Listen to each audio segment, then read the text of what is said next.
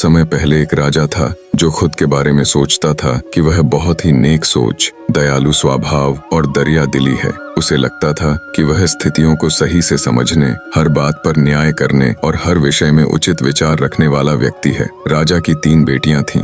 एक दिन उसने अपनी बेटियों को बुलाकर कहा, मेरे पास जो भी है वो सब तुम्हारा है। तुम तीनों को मुझसे ही जीवन मिला है। मेरी इच्छानुसार ही तुम तीनों का भूत, वर्तमान और भविष्य बना हुआ है, जो आगे भी ऐसे ही बना रहेगा। मैं ही तुम तीनों का भाग्य बनाता हूँ। राजा की यह बात सुनकर उसकी 2 बेटियों ने शांत मन से राजा की बात में हामी भर दी, लेकिन तीसरी बेटी ने ऐसा नहीं किया। उसने कहा, नहीं, मुझे तो नहीं लगता कि आपके हाथों में मेरा भाग्य है। राजा यह सुनते ही गुस्से में आ गया। उसने अपनी तीसरी बेटी की कही बातों को एक चुनौती के रूप में स्वीकार किया। उसने खुद को अपनी तीसरी बेटी के सामने सही साबित करने की ठान ली और उसे जेल में बंदी बना दिया। इस वजह से राजा की तीसरी बेटी कई सालों तक जेल में ही बंद रही।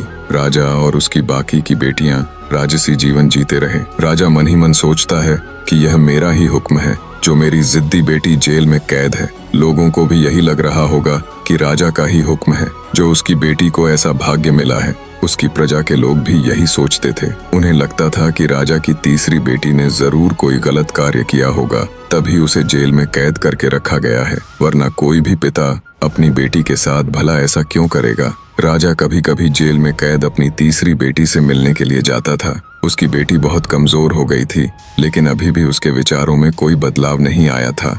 मगर राजा अपनी कमजोर बेटी की हालत और नहीं देख पा रहा था। एक दिन उसने अपनी तीसरी बेटी से कहा, इस तरह से तुम्हारा जिद करना मुझे बहुत गुस्सा दिलाता है। अगर तुम इसी तरह मेरी आंखों के सामने रही तो गुस्से में मैं न जाने क्या कर बैठूंगा। मैं तुम्हें मौत की सजा भी दे सकता हूँ, लेकिन मैं एक अच्छे दिल का व्यक्ति हूँ, इसलिए मैंने सोचा है कि तुम अब मेरे राज्य के पास के ही एक जंगल वाली जमीन पर जानवरों के साथ रहोगी। राजा ने आगे कहा, उस जंगल में सिर्फ उन्हीं लोगों को रखा जाता है जो मेरे आदेश का पालन नहीं करते। तुमने भी अपनी जिद की वजह से मेरी बात नहीं मानी, इसलिए तुम भी अब वहां मौजूद लोगों के साथ अपना पूरा जीवन काटोगी।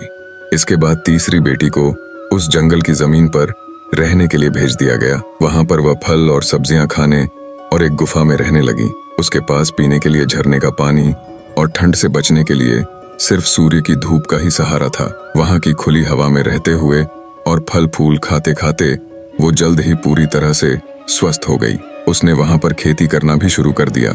गुफा को उसने घर की तरह सजा लिया था और खुशी खुशी वहीं रहती थी। एक दिन वहां पर एक भटकता हुआ राहगीर आ पहुंचा। उसे देखते ही देखते राजा की तीसरी बेटी से प्रेम हो गया और दोनों खुशी खुशी वहीं रहने लगे। उस जंगल में उन दोनों के अलावा और भी कई लोग रहते थे, जिनकी मदद से उन्होंने उस जंगल को एक शहर के रूप में बदल दिया। कुछ ही सालों में राजा की तीसरी बेटी और वो राहगीर उस शहर के राजा रानी बन गए। अब उनके शहर की चर्चा दूर दूर तक होने लगी। जैसे ही इसकी जानकारी राजा को मिली, वह उस जंगल में सब कुछ देखने के लिए पहुंच गया।